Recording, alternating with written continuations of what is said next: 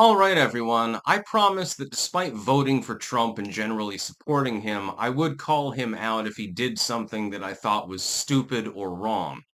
This is both of those. Link in the description, archived, of course. Trump is currently giving fodder to the Democrats over his Epstein response. Now, I realize the hypocrisy, so don't jump down my throat if you're like a super Trump fan. Trust me, I still support the dude. But hear me out. What he's doing is simply unwise. Liberals right now are practically celebrating in the streets because of the Epstein response. The hypocrisy, of course, is that I never did jack shit about it. In fact, the administration covered up his non-suicide. He did not kill himself. That much is quite clear, quite simple to understand. So I understand that Trump is being held to a different standard from Joe Biden and his administration. Part of this, though, is that Donald Trump is actually of sound mind. He's actually capable of formulating a sentence. He's actually capable of making decisions himself. So with Biden's administration, you always have the plausible deniability, well, he didn't know what the fuck was going on. And he probably didn't, by the way, half the time. Well, definitely didn't half the time. He didn't know what was going on. He had to be led away by the Easter Bunny at one point. Yeah, real presidential material, by the way. Donald Trump, though, knows what's going on.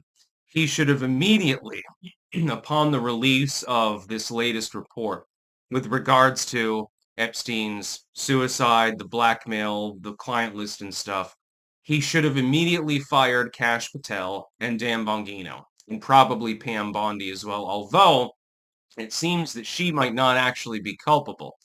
It seems like she might not have been in on the joke. We know that there was a client list. She told us. She told the entire public that. Don't try to gaslight. There is a client list. It probably cannot be released publicly because it would taint jury pools and their ongoing investigations. Just tell the public that. Tell the truth. Simply tell us, look, I would love to release the list. It would give me great pleasure. Half of these people fucking hate me. And they probably do. It's the lifestyles of the rich and vapid. These people don't like Trump anymore. He used to be part of their club, although not part of the Epstein club, thankfully. But now he's no longer part of it. They don't like him. Come out and tell the public the truth. We've got the list, but we cannot release it. There are ongoing investigations into some of these individuals. We need to gather evidence. You have legal proceedings, filings, and all of these other things. The legal process, trust me, is very, very slow. I've seen this firsthand. I've got probation, so I'm, not in the clink at the moment. I'm still in the clank. Uh, but you should tell the public that. Don't fucking tell us that there is no list. And then to claim that Epstein never blackmailed anyone, that was beyond the pale. We know that this is a lie. The problem, and Trump should have known this, but apparently this slipped his mind at the time, should have known the same liberals that said, well, if you believe that Epstein didn't kill himself or that he did anything wrong, you're a conspiracy theorist, would do a 180 immediately upon the Trump administration making this kind of announcement. Now, Trump himself did not make the announcement, although he has backed up the FBI findings in several interviews, which I find horrifically wrong. Again, even for just politically pragmatic reasons, it would have been better to demur and say, well, I may have some differences of opinion. Here's your lawyer speak. Here's your politician speak. I have differences of opinion with regards to the FBI report, but I have accepted and am currently reading the report. You kick the can down the road or something like that. That's what but Trump's not a career politician, he's a career businessman. So he's more direct. That actually works to his great favor in diplomatic situations, but in this particular situation works much to his detriment. That's what I would have done. I just would have fired Kash Patel and Dan Bongino immediately, come out to the American people in a live presser and said, look, I'm sorry, but I told you that the FBI was corrupt. I already told you this. Apparently, Any good apple that goes in that barrel gets rotten real quick. Basically throw them under the bus. And they deserve to be thrown under the bus, by the way, because we know that this is a lie. We know that there's a client list. It was admitted to by the DOJ. Pam Bondi said, yeah, I've got it on my desk. I'm going to release it imminently. Well, I don't see any client list.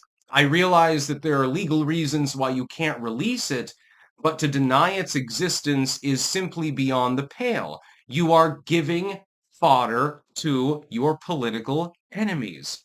The Democrats are having a chuckle fuck right now, practically having an orgy over this issue. All of a sudden, people who never wanted to talk about Epstein at all of a sudden now it's a real big problem now, isn't it? The hypocrisy is rife. I'm seeing it all over Twitter and YouTube and elsewhere, and I acknowledge that. But the Trump administration is allowing it to happen. Fire Kash Patel, fire Dan Bongino, get new people in there, admit to the public the list does exist, countermand the FBI report, which is clearly false, and say, look, we simply can't give you any more information right now because of ongoing legal proceedings, and an attempt to explain to a very, very stupid public, stupid very much legally, attempt to explain to them why you can't release it. It'll take you 10 minutes. Look, we release these names, you've just prejudiced any jury that can be convened. You've just caused potential defamation suits, because just because a person went to Epstein Island does not mean that they broke the law. And so we can't release it. We have to go through case by fucking case. The prior administration wasn't doing anything about it. They didn't want to investigate it. I wonder why. Wink, wink, nudge, nudge. And so we're going to do that. But it's going to take us time. We will probably, in the end, never see the list. I have a feeling that there's a possibility that some people that are associated with Trump might be on the list too. It seems that Epstein wanted to finagle the system to the point where nobody could really do anything about him because everyone was either implicated or adjacent to somebody who was implicated, who they wouldn't throw under the bus. And so his hope was, yeah, I can do whatever I want. I'm basically the king of this little island, and nobody can do jack shit because everyone's either been here, wants to be here, or is friends with somebody who's been here. So, there's not a whole lot that you could do about it. Sorry. And then, of course, he totally killed himself. Bull fucking shit. No, he didn't. He got killed. He got whacked. I like how they released the footage from outside of his cell, showing nobody went into the cell. Well, number one, that's wrong. That's not what the video shows. And number two, it has nothing to do with the time period of his death anyway. So it means nothing. The Trump administration is flubbing this one, I hate to say.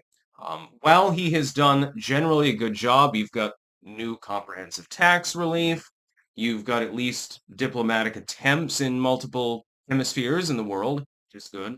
You've got an administration that is reigning over a relatively strong economy. All of these things are great. Trump's doing a good job. But this is not part of that good job. This does not look good. And it allows the liberals to say, ha ha, Trump must have been to Epstein Island over and over again. He's trying to cover it up.